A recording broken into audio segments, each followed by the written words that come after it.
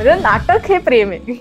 ते कधी नाही सुटू शकत माझ्यापासून. So how did theatre change your life? तू तिथे काय काय शिकलीस? रंगभूमीनी किंवा थिएटरनी मला खरंच खूप कॉन्फिडन्स तर दिलाच, तो डान्समुळेच आला, पण लोकांना समजून घेणं, लाईक रिअल लाईफमध्ये लोकांना समजून घेण्याची ताकद मला अजून जास्ती मिळाली. मला खूप लकी फील झालं की मी आज 4 वर्षांपूर्वी ज्या स्टेजवर मी ज्या लिजेंड व्यक्तीकडून रिजेक्ट झाली आहे, आज तो दिवस आहे की 4 वर्षांनंतर ते माझे को ऍक्टर आहेत. ही माझ्यासाठी सगळ्यात बेस्ट गोष्ट होती.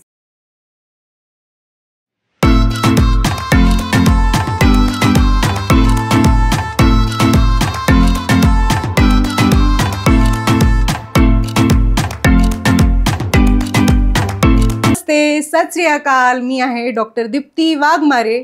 दीप्ती टॉक्सच्या 2025च्या पहिल्या एपिसोडमध्ये तुमचं खूप खूप खूप स्वागत आहे. Happy new year to all of you. 2025 finally उजाडलेला आहे आणि आजचा एपिसोड खूप ब्युटिफुल होणार आहे, कारण माझी गेस्टही तशीच गॉर्जियस आणि टॅलेंटेड आहे. स्वागत करूया सुंदर आणि अतिशय उत्तम अभिनय करणारी अभिनेत्री सलोनी सातपुते यांचं. नमस्ते. सो सलोनी, एका शब्दात सांग, कसं वाटतंय ह्या क्षणाला? खूप भारी, कारण का लाईफ मधला फर्स्ट पॉडकास्ट आहे हा माझा. सो हा पहिला पॉडकास्ट डेफिनेटली स्पेशल असतो. पहिला प्रत्येक क्षण स्पेशल असतो when it comes to your life. So तू हे वेळोवेळी प्रूव्ह केलंयस की तू किती छान दिसतेस, पण तू त्याच्यापेक्षाही छान अभिनेत्री आहेस. आजच्या या गप्पांमध्ये, कॅन्डिड गप्पांमध्ये ते उलगडणार तर आहेस. So are you excited? Yes, of course. चला मग चालू करूया स्वप्नांचा प्रवास, प्रश्नांचा प्रवास, सलोनीच्या आतापर्यंतच्या अभिनयाचा प्रवास. सो माझ्याकडे ज्या पण अभिनेत्री इंटरव्ह्यूजसाठी येतात त्यांना मी त्यांच्या पर्सनॅलिटीला, त्यांच्या व्यक्तिमत्वाला साजेशी अशी एखादी शायरी डेडिकेट करत असते. सो ह्या 4 ओळी सलोनी फक्त आणि फक्त तुझ्यासाठी. इरशाद. सो नूर से तेरे आज वहाँ चांद रूठा बैठा है, नूर से तेरे आज वहाँ चांद रूठा बैठा है, मैंने तुझे मांगा है जब भी तारा टूटा है, माय गॉड, मैंने तुझे मांगा है जब भी तारा टूटा है, तेरे जैसी बात यहाँ किसी फूल में नहीं, तेरे जैसी बात यहाँ किसी फूल में नहीं, यकीन कर मैंने हर बाग देखा है, यकीन कर मैंने हर बाग देखा है. आणि खरंच आहे that you are a special one, माझ्यासाठी तरी. आणि आपण आता ते लवकरच आपल्याला कळेल की का तू इतकी स्पेशल आहेस. सो प्रश्नांचा प्रवास सुरू करूया. सगळ्यात पहिले ना, मला खरं तर हा आपल्या डिस्कशनमधला प्रश्न नाही आहे, पण सलोनी हे नाव का ठेवलं तुझ्या पेरेंट्सनी तुझं? कारण की अजिबातच मराठी नाव नाही आहे. So Y Saloni? ऍक्च्युली पेरेंट्सनी, म्हणजे लाईक मम्मी पप्पांनी नाही ठेवलं हे माझं नाव, माझ्या काकांनी ठेवलंय. अच्छा. आणि माइट बी मी खूपच गोड होते लहानपणी, म्हणून सलोनीचा अर्थच सुंदर आणि असा आहे, म्हणून कदाचित वाटलं असेल तेव्हा. आणि असं काही विचार करून नाही ठेवलाय सलोनी नाव, माझ्या काकांनी असं गोड होते म्हणून मी सलोनी. नाही, तू खरंच गोड आहेस, खूप क्यूट आहेस, आणि सलोनी हेच नाव तुझ्यासाठी आय थिंक परफेक्ट आहे. आणि मला आवडतं माझं नाव.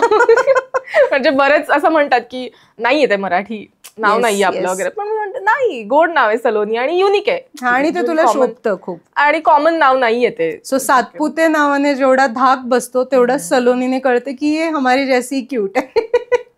So coming back to my first question, या सेगमेंटचं नाव आहे begin from the beginning.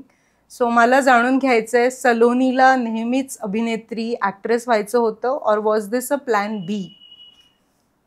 Plan B नाही म्हणता येणार, असं काही नव्हतं. आणि ऍक्टिंग पण असं ठरलेलं नव्हतं काही. स्कूल डेजमध्ये फक्त अभ्यास आणि अभ्यास, कारण की पप्पा फारच स्ट्रिक्ट, आणि एज्युकेशन बाबतीत पप्पांचं असं होतं की अभ्यास पहिले आणि मग बाकी सगळं. आणि पप्पांना डान्स आवडतो म्हणून कुठेतरी डान्स वगैरे माझं चालू होतं. राईट. मला स्टेज परफॉर्मन्सेस करून द्यायचे, अॅन्युअल गॅदरिंग किंवा गणपतीमध्ये पण मी स्टेज परफॉर्मन्सेस करायचं, डान्स करायचं. म्हणून dance was my favourite thing school time पासून.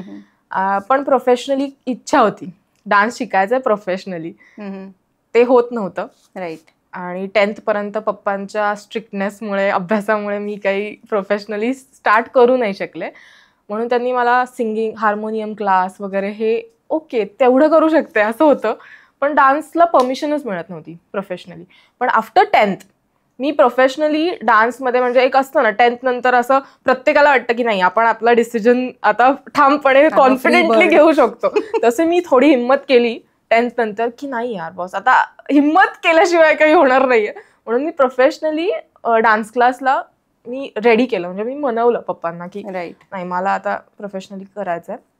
म्हणून मी डान्स स्टार्ट केला माझा आणि मी बरेच कॉम्पिटिशन्स केले, लायन्स क्लबचे डान्स कॉम्पिटिशन्स केले. आणि त्यानंतर हे जे ऑडिशन्स प्रोसेस असते की डान्समध्ये पण आपल्याला ऑडिशन्सला जावं लागतं, म्हणून मी रियालिटी शोच्या डान्स ऑडिशन्सला पण जायचे, असे इतर बरेच ऑडिशन्स द्यायचे. पण ह्या ऑडिशन्स देता देता माझी दिदी आणि माझे पप्पा असेच, म्हणजे माझा डान्स त्यांना आवडायचा की आता नाही ही प्रोफेशनली शिकली आहे तर खूप ट्रेंड आहे. आणि मध्ये आधी फिल्म्सचे ऑडिशन्स पण असायचे, पेपरमध्ये पप्पा कंटिन्यू न्यूजपेपर रीड करतात आणि त्याच्यामध्ये असे ऑडिशन्स यायचे. तर मला एकदा दिदी आणि पप्पांनी सांगितलं की हे बघ हे फिल्मचे पण ऑडिशन आहे, तू डान्ससाठी तिथे ट्राय कर. आणि टाइमपास हे जस्ट असं, म्हणजे education was the first point in our house.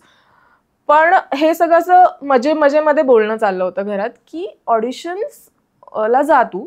आणि तिथे डान्सच्या ऑडिशन्सला मी गेले की मग मला तिथे असं लाईक ऍक्टिंगचे स्क्रिप्ट वगैरे दिसायचे. म्हणून त्यांनी डान्सचे ऑडिशन्स घेऊन झाल्यानंतर मला बऱ्याच ऑडिशनला असं विचारण्यात आलं की तू ऍक्टिंग करू शकतेस का. आणि मी असेच टाइमपासला 2-3 ऑडिशन्स दिले पण ऍक्टिंगचे. आणि लकीली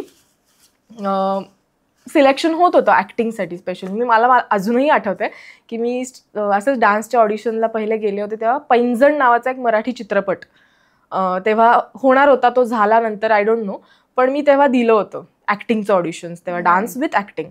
आणि तेव्हा झालं. सो तिथून मला कुठेतरी असं कॉन्फिडन्स यायला लागलं मी ऍक्टिंग करू शकते का, ओके ठीक आहे लेट्स ट्राय. त्यानंतर मी बरेच ऍक्टिंग ऑडिशन्स देत राहिले. पण नंतर मला कळालं की त्याच्यामध्ये पण असं म्हणतात C grade movies, low budget movies, आणि हे थोडंफार असं वाटायला लागलं की आपल्याला लोकच माहित नाही आहेत ऍक्टिंग फील्डमधले, आपल्याला झिरो नॉलेजच झिरो आहे ऍक्टिंगमधलं, तर आपण कसं काय त्या फील्डमध्ये एंटर करणार असं. म्हणून मग मी ठरवलं की आफ्टर 10 जेव्हा माझं एज्युकेशन स्टार्ट झालं तेव्हा मी प्रोफेशनली ऍक्टिंग शिकायचं असं डिसाईड केलं की नाही, कोणतीही गोष्ट शिकल्याशिवाय आपण नाही करू शकत, ती शिकणं इज इम्पॉर्टंट. राईट. म्हणून मग मी फायनली ऍक्टिंग शिकायचं स्टार्ट केलं. आणि मग कुठेतरी इन्व्हॉल्वमेंट माझी जास्ती होत गेली त्याच्यामध्ये की नाही बॉस कळतंय आणि येतंय आपल्याला. सो इंजिनिअरिंग आणि नंतर माझं आफ्टर 10th इंजिनिअरिंग करता करता मी ऍक्टिंग स्टार्ट केलं. तो प्रवास तसा चालू झाला. डिप्लोमाचा स्टडी, म्हणजे 3 वर्ष मी डिप्लोमा करत असताना मी ऍक्टिंग क्लासेस करत होते. वाव. सो ऍक्टिंग क्लास आणि एकीकडे इंजिनिअरिंगचा अभ्यास, हे थोडंसं बॅलन्स करायला डिफिकल्ट होतं? Not at all easy. Not at all easy. म्हणजे मला हा प्रश्न मॅम तुम्ही विचारतानाच मला ते टेन्शन आलंय. नाही टेन्शन, लाईक मी विचारही नाही करू शकत त्या फेजमध्ये मी किती दोन्ही गोष्टी हँडलिंग करणं माझ्यासारख्या ॲव्हरेज स्टुडंटला तरी पॉसिबल नाहीये. जरी डॅड स्ट्रिक्ट होते स्टडीज बाबतीत, मी असं नव्हतं की मी खूप स्कॉलर होते की मला दोन्ही गोष्टी खूप मॅनेज करता येतील. आणि त्यातमध्ये मी MIT कॉलेजमध्ये होते. बापरे. सो MIT कॉलेजमध्ये सुट्टी नाही, तुम्हाला सुट्टी नाही, अजिबात सुट्टी नाही. नो सबमिशन्सला सुट्टी, कशालाच सुट्टी मिळणार नाही तुम्हाला. म्हणून माझं एक प्रेशर असायचं की बापरे मी सबमिशन्स करू, माझे एक्झाम्स आहेत, माझे ऍक्टिंग क्लासेस आहेत. म्हणून मी या सगळ्यामध्ये खूपच जास्ती हे झाले होते, कन्फ्यूज झाले होते तेव्हा. तरी पण असं म्हणता येईल की मी स्कूल टाईममध्ये एक वेगळी मुलगी होते, खूपच वेगळी, की मला माझं एक पास्ट आहे ज्याच्यामुळे माझा कॉन्फिडन्स तेव्हा कमी होता. पण कॉलेज लेवलमध्ये मी जसं मी म्हणाले मगाशी की आफ्टर 10th माझ्यामध्ये एक आपोआप कॉन्फिडन्स आला. मी स्कूल टाईमचं एकच हे सांगेन की काय इन्सिडेंट झाला होता ज्याच्यामुळे मी कॉन्फिडेंट झाले माझे डिसिजन घ्यायला. राईट. 10th मध्ये किंवा त्याच्या अगोदर जो माझा कॉन्फिडन्स लूज झाला होता तो ह्याच्यामुळे होता की खूपच मिडल क्लास बॅकग्राऊंडमधून होते मी आणि घरची सिच्युएशनच खूप हे होती. म्हणजे मी अगदी तसं म्हणणार नाही सगळ्यांच्या स्टोरीजमध्ये जसं की असतं की माझी खूपच खायचे वांदे आणि हे असं पण नव्हतं. पण नव्हती तेवढी फायनान्शियल कंडिशन घरची की स्कूलमध्ये आयर्न्ड युनिफॉर्म नव्हता माझा किंवा सॉक्स असे लूज सॉक्स आणि असं बरंच एक प्रेझेंटेशन खूप माझं हे होतं की त्याच्यामुळे कॉन्फिडन्स पण आपला लूज असतो की आपल्याकडे आपण खूपच लो मिडल क्लास फॅमिलीमधून बिलॉंग करतो. आणि त्यावेळेत कसं ना माझी इंग्लिश मिडियम स्कूल होती आणि इंग्लिश मिडियममध्ये सगळ्या गर्ल्स किंवा जे कोणी असं असेल की आपल्याला एक ट्रीटमेंट मला वेगळी मिळत होती की साधं टिफिन खाताना पण आपण जेव्हा बसत होतो लाईक माझे काही क्लासमेट्स मुली होत्या त्या टिफिन खाताना सुद्धा बसलं ना की आम्हाला असं घेत नव्हतं त्यांच्यामध्ये. म्हणजे मला स्पेशली ती फिलिंग आहे की मला खूप असं बाजूला टाकण्यासारखं फील व्हायचं तेव्हा की मी एवढी कॉन्फिडंट पण नव्हते का मग तेव्हा किंवा मला ही अशी वागणूक मिळत नव्हती म्हणून माझा कॉन्फिडन्स बाहेर येत नव्हता तेव्हा तितका. आणि एका पॉईंटला 10th पिरियडमध्ये माझं खूपच मी तो विचार करून किंवा काही स्कूलमधल्या इन्सिडेंट्स माझ्यासोबत जे काही होत होते अशा बाबतीत त्याच्यामुळे कॉन्फिडन्स लूज होत होता. आणि मला अजूनही आठवतं 10thच्या एका म्हणजे माझी एक्झाम स्टार्ट झाली आणि एका पेपरला मी पप्पांसोबत बाईकवरती चालले होते स्कूलमध्ये. तर मी पप्पांना खूप टेन्शनमध्ये आणि खूप रडायच्याच झोनमध्ये असं म्हणत होते की पप्पा मला खूप असं म्हणजे प्रेशरमध्ये मी एक्झाम्स देते मला नाही होते ते कारण का हे सगळं सांगितलं मी की अपमान करतात ह्याच्यावरून त्याच्यावरून स्कूलमध्ये. आणि पप्पांनी मला तेव्हा एकदाच एक लाईन बोलले होते स्कूलमध्ये असताना आणि तेव्हा ती लाईन माझ्यासाठी खूप इम्पॉर्टंट होती की अपमान सहने से सन्मान नहीं मिलता. आणि म्हणजे मी तेव्हापासून ती लाईन डोक्यात ठेवली ती आजपर्यंत. होऊ देत सलोनी अपमान होऊ देत काही फरक नाही पडत. पप्पा म्हणालेत ना. आणि तेव्हा तो 10th आणि लकीली 10th मध्ये ही लाईन मला ऐकू येईल का कारण का तेव्हा असं होतं की माझा एक वेगळा ट्रॅक चालू होणार होता लाईफचा कॉलेजचा. म्हणून मग पप्पांनी ती लाईन बोलले आणि मला म्हणाले की बघ बा दोनच व्यक्ती लक्षात राहतात स्कूलमध्ये पण कुठेही. तेव्हा मी स्कूलमध्ये होते म्हणून त्या हिशोबाने पप्पांनी सांगितलं होतं की बाबा एकतर एकदम स्कॉलर स्टुडंट्स ऑर एल्स तू करिक्युलरमध्ये किंवा कॉन्फिडेंट बोलतो आपला कॉन्फिडेंटली तू कोणत्याही क्षेत्रात हे उतरली पाहिजे आणि अपमान होऊ देत काही फरक नाही पडत. अपमान सहने से सन्मान मिळता है ते तेव्हा बोलले होते. म्हणून मग मी तेच डोक्यात ठेवून माझं कॉलेज लाईफ स्टार्ट केलं. की तू जर कॉन्फिडन्स लेस स्टार्ट केली तुझी कॉलेज लाईफ तर तुला तसंच राहावं लागेल जशी तू स्कूलमध्ये होतीस Saloni. So let begin with a new confidence असं झालं होतं माझं कॉलेज लाईफमध्ये. आणि त्यामुळे मी कॉन्फिडेंटली कॉलेजमध्ये सुद्धा डिसिजन्स घ्यायला खंबीर झाले की ठीक आहे ना काय होईल मी बंक केलं माझ्या ॲक्टिंग क्लासेससाठी आणि केले मी. कॉलेज लाईफमध्ये होतं हे प्रत्येक यंगस्टर करतात पण ते काही वेगळ्या रिझन्ससाठी करतात. मी माझ्या ॲक्टिंगसाठी करत होते. क्लासेस बंक होणं किंवा माझे सबमिशन्स लेट होणं माझा खूप तेव्हाही क्लासरूम समोर अपमान व्हायचा. पण मग मला माझं फ्लॅशबॅक आठवायचं की ठीक आहे ना होऊ देत ना यार कुठेतरी तू काहीतरी चांगलं करतेयस असं नाही आहे की कोणत्या वाईट गोष्टीसाठी. आणि लकीली हाच कॉन्फिडन्स मला दोन्ही ह्याच्यामध्ये युजफुल झाला की माझं इंजिनिअरिंगचा स्टडी पण मी करू शकत होते आणि ॲक्टिंगचं पण क्लासेस कम्प्लीट करून मलाच विश्वास नाही बसला ma'am I can tell you की डिप्लोमाच्या 3rd इयरला मी ॲक्टिंग क्लासेस करून डिस्टिंक्शन कशी काय पास झाले. Wow that was like oh my God. हां मग मला तिथून कॉन्फिडन्स आला की येस मी स्वतःवर माझ्यावर विश्वास ठेवला तर आय कॅन डू इट. कोणतीही गोष्ट करू शकते असं तेव्हा वाटलं मला. सो ॲक्टिंग जर्नी तेव्हा झाली आणि त्यानंतर मी बरेच थिएटर केले स्टेट लेवल कॉम्पिटिशन्स केल्या. सो सलोनी एवढ्या हृदयस्पर्शी उत्तरानंतर मी खरंच भावूक झाली आहे and I think now you deserve some reward for it. So हे एक छोटंसं गिफ्ट आहे तुझ्यासाठी. So please have a look at it. तू स्वतः ओपन कर हे. आणि ह्याच्यावर एक स्पेशल कोट आहे. मला माझं नाव दीप्ती ज्या अभिनेत्रीमुळं मिळालं म्हणजे माझ्या आईबाबांनी मला त्यांच्यामुळे दीप्ती हे नाव दिलं. त्या माझ्या आवडत्या अभिनेत्री दीप्ती नवल यांची एक कोट आहे आणि ती तुला अगदी साजेशी आहे. Wow photo would you like to read it out? Oh wow. I am fearlessly independent. I have courage to go against the time. Wow, nice. So हे तुझ्यासाठी आय थिंक हे ब्रीदवाक्य आहे, कारण की तू तुझा वे, तू तुझी राह स्वतः बनवलेली आहेस. Thank you ma'am. First cup. Thank you. माझा फोटो आहे ह्याच्यामध्ये, मला फार अनएक्सपेक्टेड होतं हे फार.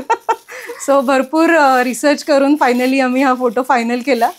आणि हे अजून एक छोटंसं गिफ्ट आहे. So just quickly have a look at this.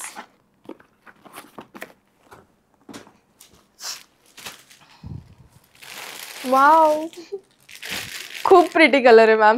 Because purple was colour of 2024 आणि 2024 तुझ्यासाठी खूप ब्युटिफुल होता, म्हणून हे छोटंसं token of love. Thank you so much ma'am. Thank you. So माझ्या या शुभेच्छा आहेत तुला की तुझी कारकीर्द सुद्धा दीप्ती नवल यांच्यासारखीच हटके आणि युनिक होऊ देत. कमिंग बॅक टू एक महत्त्वाचा प्रश्न, की तू तुझ्यासाठी ही जी फील्ड आहे ही स्वतः निवडली आहेस, आणि खूप हे खरं तर रेअरली बघायला मिळतं की फॅमिली पण तितकी इन्व्हॉल्व्ह असते त्याच्यामध्ये, फॅमिलीचा सपोर्ट असतो. So hats off to your family as well for supporting you. पुढे जात असताना आता आपला हा प्रवास इथे आला आहे की तुझं इंजिनिअरिंग चालू आहे, इंजिनिअरिंगचा अभ्यास चालू आहे. Now you have even got distinction. त्याचबरोबर तुझे ऑडिशन्ससुद्धा चालू आहेत. परंतु तुला एका पॉईंटला कळालं की नुसते ऑडिशन्स देऊन किंवा डान्स ऑडिशन्स देऊन काम भागणार नाही आहे. We need to master this art. आणि जेवढी मी तुला ओळखते आता, मला हे कळालं की तू लर्नर आहेस, तुला नवीन नवीन शिकायचं आहे. सो तेव्हाच तुझ्या लाईफमध्ये थिएटर हा एक मोठा चॅप्टर सुरू झाला. मी being a small theatre artist, मी समजू शकते की रंगभूमी किंवा स्टेज असं असतं की आपण वेडे होतो तिथे. आणि मी आत्ता रिसेंटली एक मुलाखत पाहिली होती गीतांजली कुलकर्णी, अतुल कुलकर्णी यांच्या वाईफ, आणि खूप अमेझिंग ॲक्टर आहेत त्या पण, आणि माझ्या खूप आवडतात. त्यांनी सांगितलं होतं की आपण इतक्यांदा थिएटरवर जातो ना, म्हणजे स्टेजवर जातो आणि ॲक्ट करतो की हळूहळू तो आपल्या आयुष्याचा भाग होतो. जस्ट लाईक आपण कोम करतोय, हसतोय, हे आपल्यासाठी एक ती रेग्युलर ॲक्टिव्हिटी होते आर्टिस्ट लोकांसाठी. So how did theatre change your life? तू तिथे काय काय शिकलीस, आणि as an actor, as a human काय बदल तुला जाणवले? बऱ्याच ॲस्पेक्ट्समुळे, म्हणजे असं म्हणता येईल की रंगभूमीनी किंवा म्हणजे थिएटरनी मला खरंच खूप कॉन्फिडन्स तर दिलाच, तो डान्समुळेच आला. पण लोकांना समजून घेणं, लाईक रिअल लाईफमध्ये लोकांना समजून घेण्याची ताकद मला अजून जास्ती मिळाली. कारण का एक प्रोसेस असते थिएटर लाईफमध्ये. जे थिएटर करतात त्यांना माहिती असेल की कॅरेक्टरायझेशन, राईट, कोणतंही कॅरेक्टर जर करायचं असेल थिएटरमध्ये तर त्याचं कॅरेक्टरायझेशन शिकवतात, की दॅट इज मस्ट, की त्याचं बॅकग्राऊंडमध्ये काय झालंय किंवा प्रेझेंट काय आणि काय आपल्याला एक्सप्रेस व्हायचं आहे त्या मोमेंटला. राईट. आणि हे शिकता शिकता कुठेतरी प्रत्येक माणूस थोडा कुठेतरी, म्हणजे मी अजून इतकी, मी नक्कीच एज वाईज पण आणि एक्सपिरियन्स वाईज पण मी इतकी मोठी नाही अजून की मी कोणाला जज करेल किंवा हे करेल, पण मला तेवढी ताकद मिळाली की मी समोरच्याला समजून घेऊ शकते.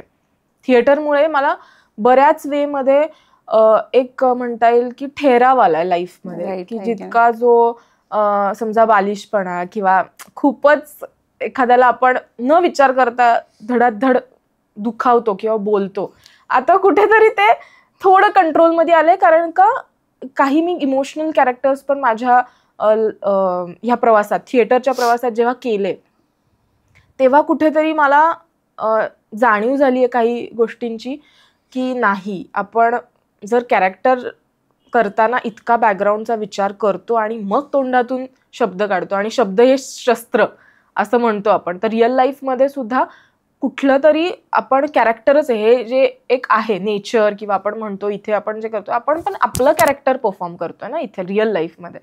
सो कोणतंही शब्द आता बोलताना मला थोडासा तो पेशन्स आलाय की मी प्रयत्न करते, कितीही राग आला तरी नाही, एखाद्याला वाईट नाही बोलायचं आणि तो कंट्रोल ठेवायचा. सो कंट्रोल हा खूप माझ्यामध्ये आलाय बऱ्यापैकी, आणि मी अजूनही प्रयत्न करतेय की रंगभूमी कधीच सुटू नये माझ्यापासून. जरी मी कॅमेरा लेवलला आता काम करत असले तरी माझं प्रेम आहे, म्हणजे नाटक हे प्रेम आहे, ते कधी नाही सुटू शकत माझ्यापासून.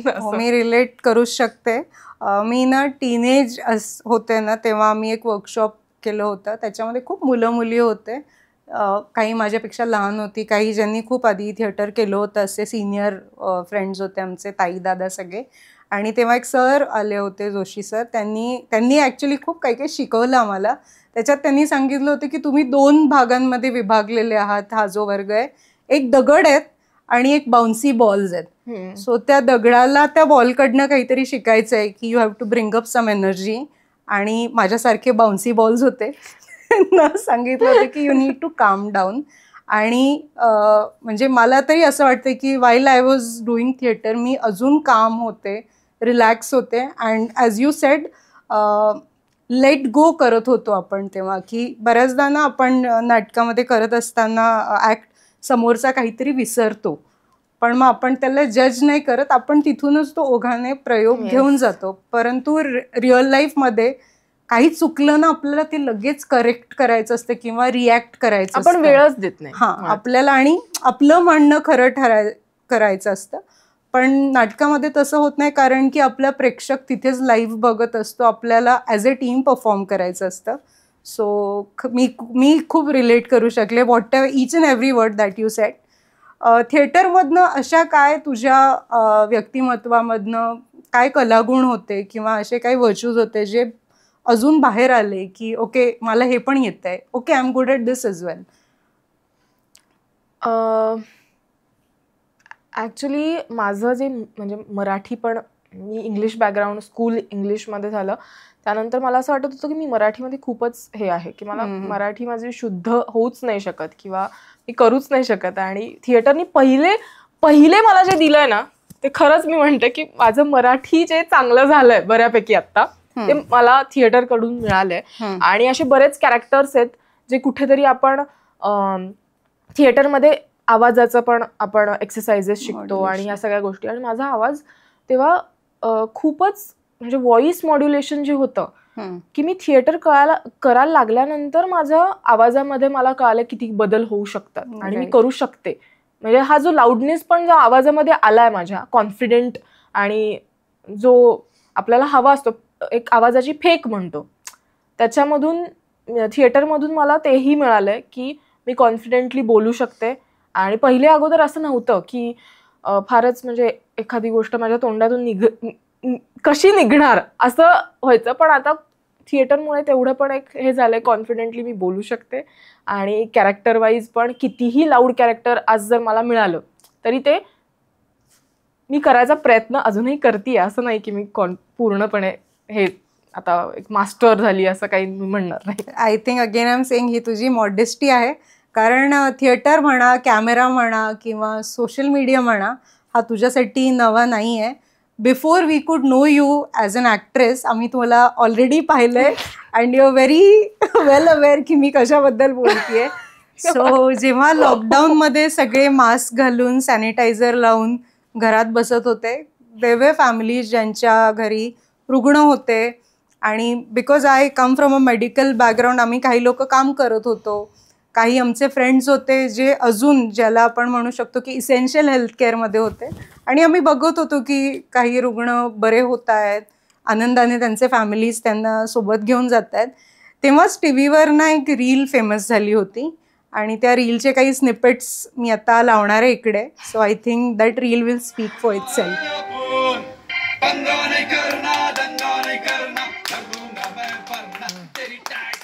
सो सलोनी, काय म्हणशील, कोण आहे ही? तू आहेस की तुझी जुळी बहीण आहे? Give us some back story of this reel.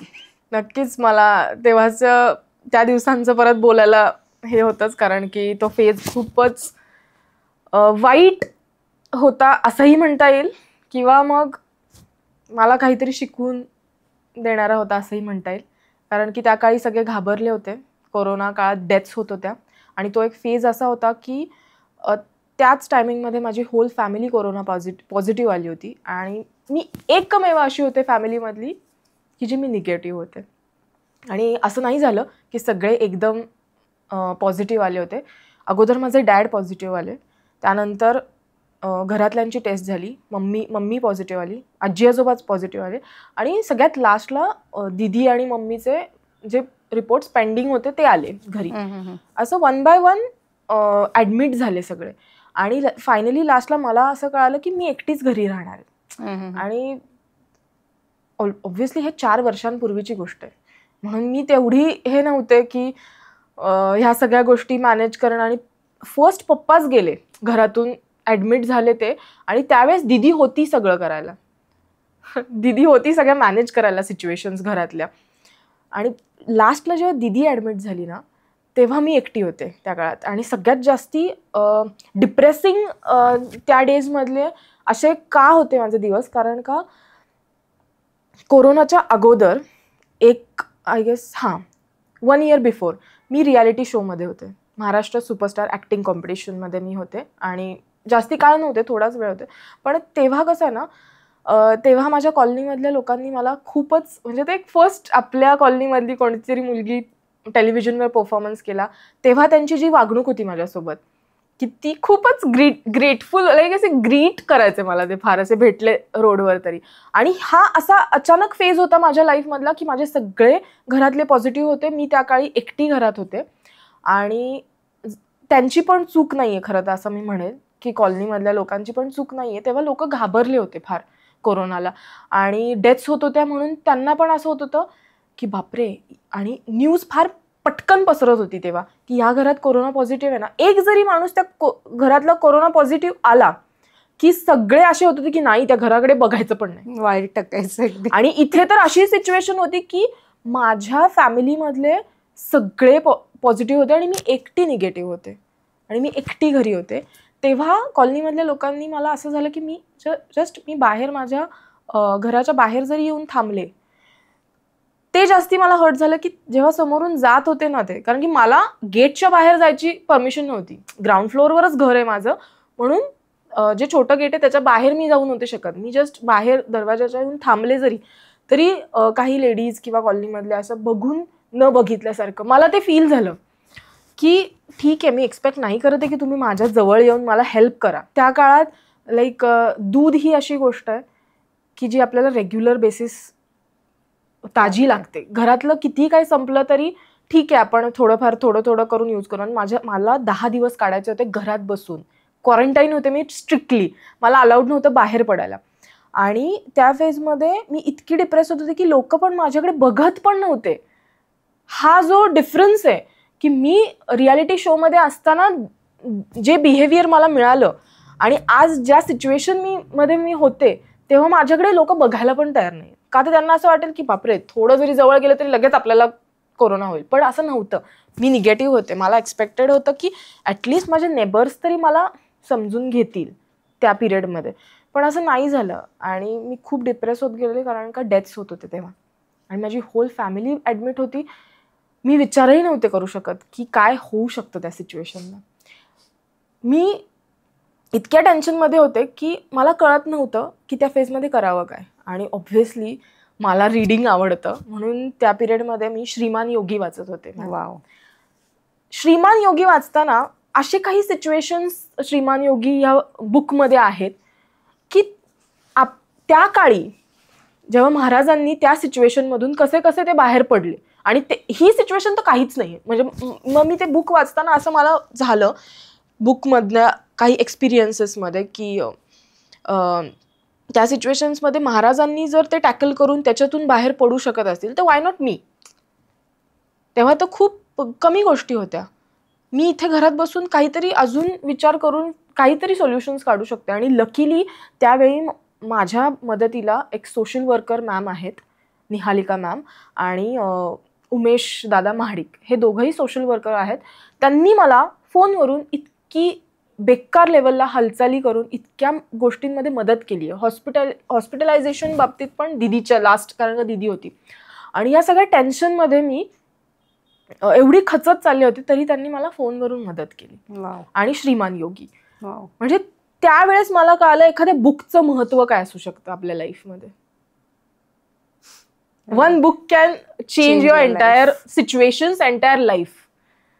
मला त्या बुकमुळे मला कळालं की नाही, reading is really very important. म्हणजे थिएटरमध्ये तर मला कळालं होतं, पण त्या बुकमुळे मला कळालं की मी कोणत्या सिच्युएशन्समधून किती स्ट्रॉंग राहून निघाले पाहिजे याच्यातून.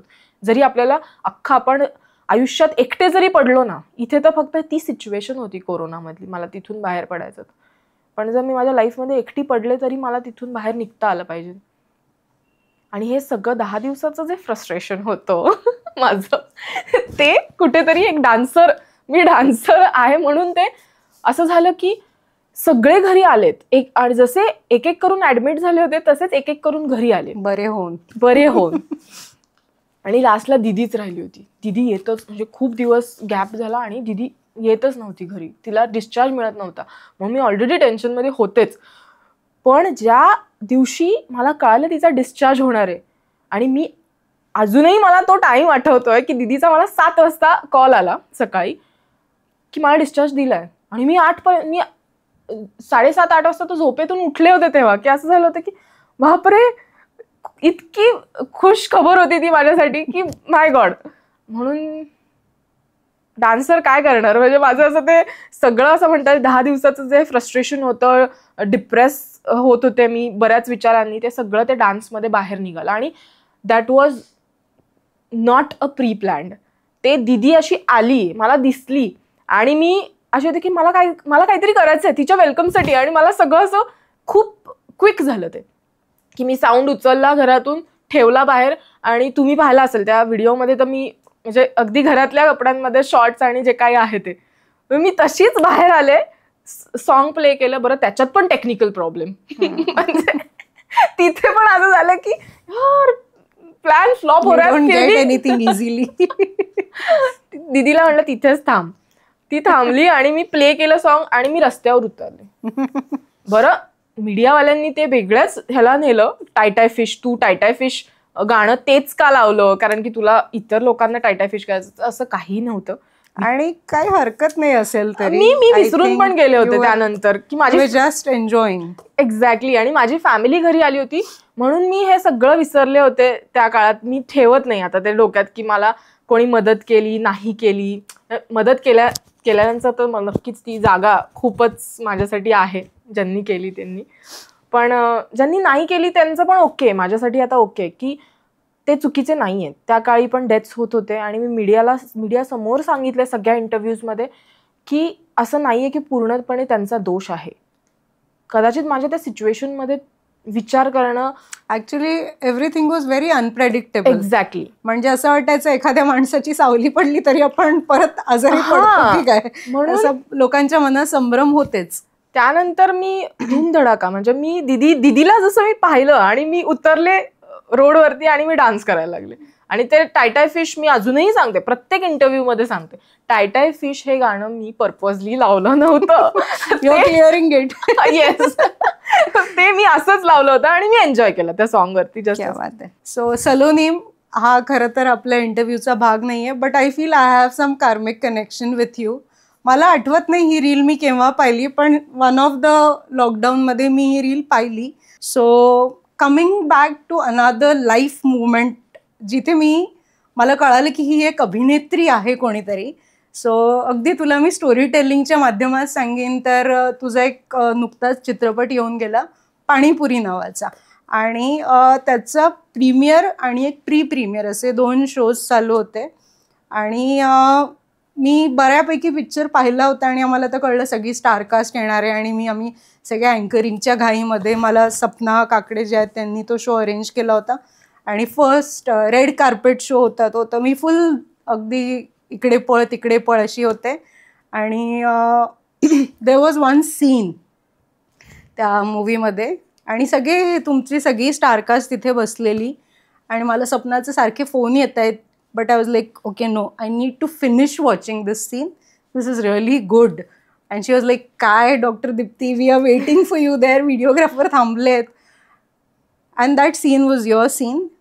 मी खूप सांगणार नाही, I think you will be better person to talk about it. पण त्या काही क्षणांमध्ये I think you took over that movie. आणि तुमच्या चित्रपटाचे जे दिग्दर्शक आहेत रमेश सर यांचा मी नुकताच इंटरव्ह्यू घेतला. त्यांना मी म्हणलं she is a girl with dreamy eyes. आणि तिने त्या 2 जे पण मिनिटं होती 2-3 मिनिटं त्यांनी शी किल्ड इट, तिने खाऊन टाकलं. So yes, that was my first interaction ever with you, and definitely because there was some connection, I was like I need to meet this girl. आणि त्या गर्दीमध्ये मी तुला नाही शोधू शकले. So please tell what was this all about? मी इतका best performance, आता obviously you are a viewer आणि ऑडियन्स आहात तुम्ही माझं जे फिल्म पाहिली त्या. आणि मी तो उभा राहून पाहिला, म्हणजे स्टेप्सवर उभी होते मी, रेडी टू गो आउट, आणि मी तो पूर्ण सीन उभा राहून पाहिला. नाव यू कंटिन्यू. नक्कीच मला या फीडबॅक वरून तरी लक्षात आलं की मला जितकं ते कॅरेक्टर पोचवायचं होतं तितकं पोचलं असेलच आणि आहेच. हे फीडबॅक ऐकून मला खूप छान वाटलं. पण त्याच्यामध्ये एक बॅक स्टोरी आहे, त्याच्यामुळे मी हा बेस्ट सीन देऊ शकले. Because it was not at all easy for me, कारण का खूप मोठे आणि दिग्गज लिजेंड को ॲक्टर माझे समोर होते, मॅक्स सर. आणि एक बॅक स्टोरी अशी आहे त्याच्या मागे की जसं मी मगाशी म्हणाले, महाराष्ट्र सुपरस्टार 2019-20 मध्ये महाराष्ट्र सुपरस्टारला मी जेव्हा होते तेव्हा मला माहिती नव्हतं अगोदर की मॅक्स सर पण जजिंगला आहेत तिथे. मला हे कन्फर्म होतं की संजय जाधव सर आहेत जजिंगला, आणि he is very a jolly personality Sanjay Jadhav sir. म्हणून मी थोडी चिल होते की ओके ठीक आहे. आणि मी त्यांच्याशी बोलले पण अगोदर, परफॉर्मन्सच्या अगोदर संजय सरांसोबत. सो मी इतकी प्रेशराईजमध्ये नव्हते. पण जेव्हा मला इतर परफॉर्मन्सचं शूट चालू होतं आणि मी समोर एक ऑडियन्स म्हणून बघायला बसले होते, तेव्हा मला ऑनसेट शूटच्या वेळी मला कळालं की oh my god, Max sir is judging the show. So मी टेन्शनमध्ये तेव्हाच होते की त्यांचं थिएटर बॅकग्राऊंड आहे, माझंही थिएटर बॅकग्राऊंड आहे, आणि ते खूप जास्ती बारीक गोष्टी पाहणार प्रत्येक परफॉर्मन्समध्ये. आणि तेव्हा त्यावेळेस मला लाईफमधलं सगळ्यात मोठं चॅलेंज मला हे होतं की मी माझ्या थिएटर लाईफमध्ये इमोशनल सीन्स केले होते, सगळं झालं होतं माझ्याकडून, मी असे कॅरेक्टर्स केले होते. पण रियालिटी शोला फर्स्ट टाइम, माझा फर्स्ट रियालिटी शो, आणि मला नेमकी कॉमेडी स्क्रिप्ट मिळाली. I was like oh my God, me comedy नाही केलंय कधीच, आणि त्यात मॅक्स सरांसोबत समोर मला हे परफॉर्म करायचं. मी असे होते की ओके ठीक आहे, मी प्रेशरमध्ये होते, बट मी केलं. तेव्हा like might be confidence, on my confidence base मी ते कॉमेडी पण स्क्रिप्ट आली, मी केली. पण त्या क्षणी तेव्हा त्या परफॉर्मन्ससाठी मला संजय जाधव सरांकडून जे काही आपण रियालिटी शोजमध्ये पाहतो मार्किंग्स असतात, मार्क्स असतात, 5 स्टार्स आउट ऑफ त्यांना द्यायचे होते. संजय सरांकडून मला मिळाले, गुड स्टार मिळाले मला actually. They both enjoyed my performance because ते इरिटेटिंग फॅनवालं कॅरेक्टर होतं की like you are a celebrity and I am your fan, आणि मला इरिटेट करायचं आहे सेलिब्रिटीला, असं ते एक कॅरेक्टर होतं. सो त्यांनी ते एन्जॉय केलं कॅरेक्टर. पण कुठेतरी जर ॲक्टिंग, त्यांना ऑब्व्हियसली ते जज आहेत आणि त्यांना ॲक्टिंग पर्स्पेक्टिव्हनी जर माझ्या पॉईंट्स काढायचे होते, तेव्हा मॅक्स सरांनी बऱ्याच गोष्टी माझ्यामध्ये पाहिल्या असतील जेव्हा मी कदाचित तेवढी हे नसेल की माझ्याकडून तितकं 100% नसेल गेलं. किंवा अगेन आपण मगाशी म्हणालो की कंट्रोल, मी जरी थिएटर केलं असेल, थिएटरमध्ये सुद्धा कोणत्या कॅरेक्टरला कितपत कंट्रोलमध्ये आणलं पाहिजे आपण, ते खूप मॅटर करतं. आणि माझं तो फर्स्ट एक्सपिरियन्स होता कॉमेडी कॅरेक्टरचा.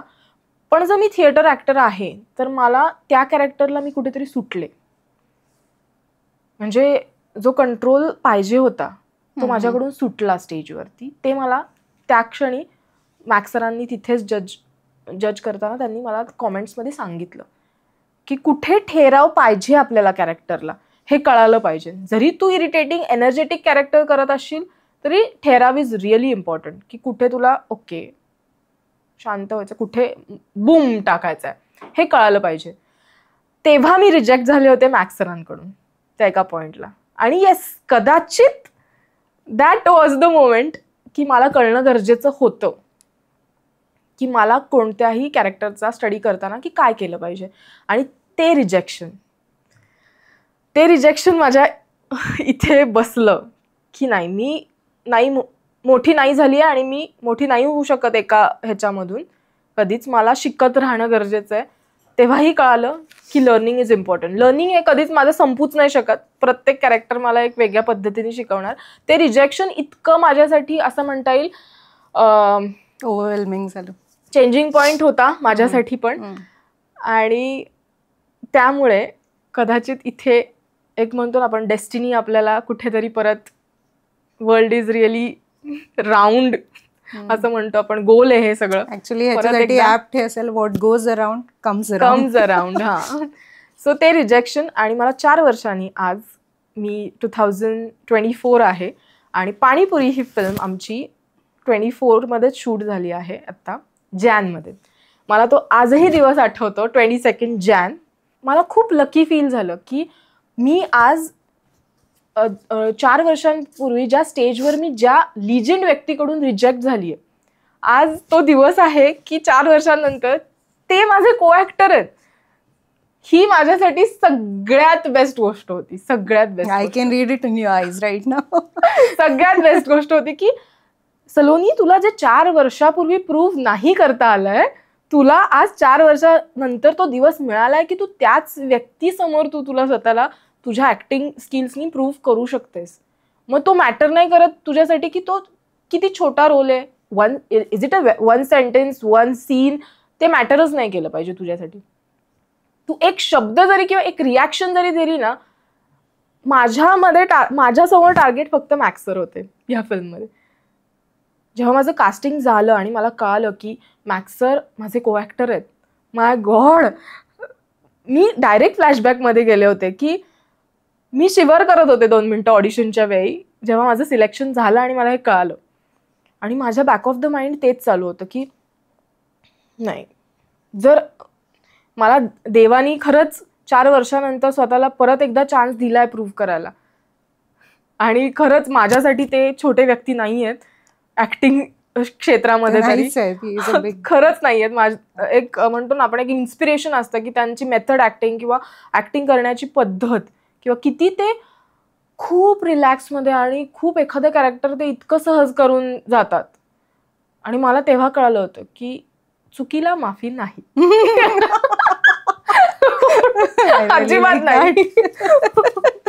रियालिटी शो मध्येच कळालं. म्हणून हे असं होतं की मला प्रूव्ह करायचंय एका सीन मधून, एका सेंटेन्स मधून त्यांना. आणि तो दिवस 22 जॅन माझ्यासाठी खूप लकी होता. मी असंच सकाळी जेव्हा मुहूर्त, आणि लकी पण का होता की पाणीपुरीचा मुहूर्ताचा दिवस होता तो, first day of the film, first day of the shoot overall. आणि मी असं होतं की वाव, सगळ्या गोष्टी अशा खूप जुळून आल्यात की त्या दिवशी अयोध्येचं हे पण होतं, दिवाळी होती सगळीकडे. मोदी सरकार त्यांनी सांगितलं होतं की सगळीकडे दिवाळी आहे, पण मला तेव्हा कुठेतरी असं होतं की वाव, सगळीकडे दिवाळी पण चालली आहे, पण ठीक आहे, मी माझं आवडतीचं काम करतेय इथे सेटवरती. मी I can tell you ma'am, मी दिवसभर बसले. माझा शॉट, मला वाटलं होतं की फर्स्ट डेला स्टार्टिंगलाच लागेल, पण असं नाही झालं. दिवसभर मी बसले, 4 वाजता माझा शॉट लागला असेल त्या दिवशी सेटवरती. आणि यू कॅन अंडरस्टँड दिवसभर माझी सिच्युएशन काय झाली असेल की मॅक्स सरांच्या अपोजिट आपल्याला परफॉर्म करायचं, आणि that too I have to prove. म्हणून मी इतक्या प्रेशरमध्ये होते दिवसभर. कारण सर आले, मॅक्स सर, फर्स्ट डेला, आणि मी त्यांना अगोदर रियालिटी शो नंतर कधीच भेटले नव्हते. कोणत्या सेटवरही नाही, कुठल्या मीटिंग्समध्येही नाही, आणि कुठेच नाही. डायरेक्ट त्यांना मी सेटवरती एंट्री झाली त्यांची, आणि मी अशी होते, टेन्शनमध्ये होते की बोललं पाहिजे सीनच्या अगोदर त्यांच्याशी. कारण की जर आपल्याला ज्या व्यक्तीसोबत, को ॲक्टरसोबत काम करायचं आहे, त्यांच्यासोबत मी कम्फर्टेबलच नाही झाले बोलून, मला जर तीच भीती राहिली तेव्हाची, तर मी ॲक्ट तरी कशी करणार. सो मी प्रयत्न केला की त्यांच्यासोबत बोलावं. ते एका कॉन्फरन्स रूममध्ये त्यांच्या वेगळ्या सीनची प्रॅक्टिस करत होते, आणि मला असं वाटलं की नाही, तोच चान्स आहे की आपण तिथे ॲटलिस्ट बसावं. त्यांना मी बसले होते तिथेच ऑलरेडी. त्यांना असं विचारायला पण भीती वाटत होती की मॅक्स सर, मी बसू शकते का इथे, मला ऐकायचं तुम्ही दुसऱ्यांना काय शिकवताय किंवा काय सांगताय त्या ह्याच्या सीन रिलेटेड. म्हणजे बस बाळा तू असं. आणि ते इतके कॅज्युअली आणि फ्रँकली बोलले ना, इतके फ्रेंडली. त्यांचं जे ऑरा होता सेटवरचा तो इतका रिलॅक्स आणि छान होता की मला भीतीच नाही वाटली. त्यांच्या तोंडातून तो शब्द पडला की अरे बाळा तू बसू शकते इथे, काही प्रॉब्लेम नाही. मी एकदम छान अशी रिलॅक्स झाले, ठीक आहे, ओके. मग त्या कॉन्फरन्स रूममध्ये जितकी प्रॅक्टिस झाली त्याच्यामध्ये मी कम्फर्टेबल झाले, पण तरी ते प्रूव्ह करायचं बॅक ऑफ द माइंड होतं, आणि मी ते चॅलेंज घेतलं होतं. पण जसा शॉट लागला तेव्हा प्रत्येक ॲक्टरला एक माहिती असतं की आपण कॅमेरासमोर उभे आहोत, आता तू सलोनी नाही आहेस, आता तू अंजली आहेस. मी अंजलीच्या कॅरेक्टरमध्ये ऑलमोस्ट 1 तास आधीच मी सलोनीला पूर्ण विसरून गेले. क्या बात आहे. माझं पास्टमध्ये जे काही घडलं ते मी ठरवलं की नाही, आता अंजली स्क्रीनसमोर तो अंजली, आणि मी झाले स्विच ऑन झाले अंजलीमध्ये. पण that is the another story. मी नक्कीच सांगेल ते स्विच ऑफ नाही होता आलं, कारण की माईट बी थोडंसं मला वेळ लागला त्याच्यामुळे. आणि कॅरेक्टरबद्दल सांगायचं झालं तर ऑब्व्हियसली रमेश सरांनी तर हेल्प केलीच त्याच्यामध्ये मला. बॅक कॅमेरा की त्यांनी मला सांगितलं कॅरेक्टरायझेशन बाबतीत. आणि प्रेग्नेंट वुमेनचं कॅरेक्टर करणं हे माझ्यासाठी नक्कीच इझी नव्हतं. आय कॅन कुठेतरी ते चॅलेंज म्हणून पण होतंच पास्टमुळे माझ्या. पण रमेश सरांची इतकी जास्ती मला हेल्प झाली त्याच्यामध्ये, कारण की त्यांनी बसून, जरी ते छोटं कॅरेक्टर असलं तरी मोस्टली असं डिरेक्टर्स नाही का, त्यांना माहिती असतं की हां तू थिएटर ॲक्टर आहेस, तू प्रिपेअर करू शकते. पण त्यांनी असं फॉर ग्रांटेड नाही घेतलं मला. त्यांनी व्यवस्थित समोर बसून माझ्याशी बोलले त्या कॅरेक्टरविषयी की तू आत्तापासून थोडीशी प्रेग्नेंट वुमेन सारखी चालायला लाग, कारण की ते पोट लावणं आणि हे सगळं, म्हणजे आपण नॉर्मली जर पोट असेल तर मी ऑलमोस्ट सेटवरती अशीच अगदी बागडत होते असं म्हणता येईल, कशी पण पळत. सर मला बघितलं सरांनी, रमेश सरांनी माझ्याकडे, प्रेग्नेंट वुमेन सारखी चाल तू, म्हणजे तुला ते हे होईल. कारण का या एजला आणि आत्ता ते फील करणं, आपण एखाद्या बाई, म्हणजे एखादी बाई जेव्हा प्रेग्नेंट असते आपण फीलच नाही करू शकत ह्या एजमध्ये, किंवा मला आत्ता मी विचार नाही करू शकत की त्या फेजमध्ये एखादी प्रेग्नेंट वुमेन काय विचार करत असेल, तिची बॅक ऑफ द स्टोरी काय असेल, तिचे काय फिलिंग्स असू शकतात. बरं, आपल्याला नॉर्मल पिरियड्समध्ये सुद्धा मूड स्विंग्स होतात, बरोबर, आणि इतक्या घाण लेवलला होतात काही काही लोकांना तर मूड स्विंग्स, आणि प्रेग्नन्सीमध्येही युजली मूड स्विंग्स होत असतील. या सगळ्या गोष्टींचा विचार करून, प्लस ते कॅरेक्टरची जे माझी रिक्वायरमेंट होती, तिच्या सोबत काय जे काय घडतंय, तिच्या नवऱ्यासोबत जे क्लॅशेस आहेत आणि डिवोर्स आणि या सगळ्या गोष्टी चालल्यात, हे सगळं कॅरेक्टरायझेशन स्टडी खरं तर रमेश सरांनी खूप व्यवस्थित पद्धतीने माझ्यापर्यंत पोचवलं. म्हणून कुठेतरी मला हेल्प झाली की मी त्या कॅरेक्टरमध्ये ऑन होईल. आणि मॅक्स सरांचं सांगायचं म्हटलं तर तो सीन जो मला प्रूव्ह करायचा होता, मला स्वतःला प्रूव्ह करायचं होतं त्या सीनमधून, सगळ्यात बेस्ट गोष्ट जी झाली आहे त्या दिवशी, ती म्हणजे जी खरंच माझ्यासाठी खूप मोठी गोष्ट आहे आणि स्मॉल अचीवमेंट म्हटलं तरी चालेल. पण असं झालं होतं, शॉट झाला आणि कुठल्याच ॲक्च्युली माझ्या तर माइंडमध्ये खरंच नव्हतं की असं घडेल. जेव्हा शॉट पूर्ण कम्प्लीट तो शॉट शूट झाला आणि मी फर्स्ट टेक जेव्हा दिला proper, ma'am full unit was speechless. खूप अख्खा सेट शांत झाला होता पहिले माझा सीन चालू असताना, आणि जसा तो कट झाला फ्रॉम स्पॉट बॉय पासून ते डिरेक्टर, रायटर, स्वतः max sir, everyone was clapping for me. Wow. म्हणजे माझ्यासाठी इतका तो अनफॉर्गेटेबल किंवा मेमोरेबल डे झाला की मी म्हणाले की माझ्या जुळून आल्या सगळ्या गोष्टी. की त्या दिवशी 22 जानेवारी होतो, त्या दिवशी फिल्मचा मुहूर्त होता, त्या दिवशी एक लिजंड व्यक्ती, को ॲक्टर मकरंद देशपांडे सर माझ्यासमोर थांबलेत आणि मी त्यांची को ॲक्टर म्हणून परफॉर्म करते. आणि तो छोटा सीन असला तरी त्या पर्टिक्युलर एका छोट्या सीनला जेव्हा अख्ख्या युनिटनी मला हे केलं, ते तर माझ्यासाठी नक्कीच छान, म्हणजे एक ओव्हरवेल्मिंग मोमेंट होता. पण सगळ्यात डेंजर गोष्ट ही होती की मी सीन करत असताना मॅक्स सरांच्या डोळ्यात पाणी आलं होतं. वाव. सो मला असं होतं की गरजच नाही मॅक्स सरांनी मला शाबासकी देण्याची. आता त्यांनी नाही दिली तरी मला कळालं होतं की ते 2 अश्रूच शाबासकी आहेत, आय थिंक. एक्झॅक्टली. सीन मध्ये मी ऍक्ट करताना त्यांच्या डोळ्यात पाणी येणं म्हणजे माझ्यासाठी हे खूपच छान गोष्ट होती. आणि तो मोमेंट झाला आणि मी आय गेस इन्स्टाला पण त्याच्यासाठीच पोस्ट केला, कारण की मला found you on Facebook. I think ती माझी फर्स्ट कमेंट होती तुझ्या पोस्टवर, okay she is that girl, exactly, I really loved you in that movie. आणि लकीली मेकिंग दादा जे होते त्यांनी तो मोमेंट कॅच केला. ह्याच्यासाठी मी त्यांना खूप जास्त थँक्यू म्हटलं की माय गॉड, माझ्या लाईफ मधला तो खरंच माझ्यासाठी स्पेशल माइलस्टोन आहे आणि तो मला हवाय. सो त्यानंतर तर तुम्ही फेसबुक किंवा माझ्या इन्स्टाला पाहिलंच आहे की, पण त्याच्या मागची बॅकस्टोरी खूपशी कळाली नाही मला. फक्त माहिती होतं एका मुलीचा मी एक सीन पाहिलाय आणि मला हेही माहिती नव्हतं की त्याच्या आधी तुझे सीन्स नाही आहेत, कारण की मी तोपर्यंत मूवी पाहिला नव्हता. That was the only snippet that I had watched.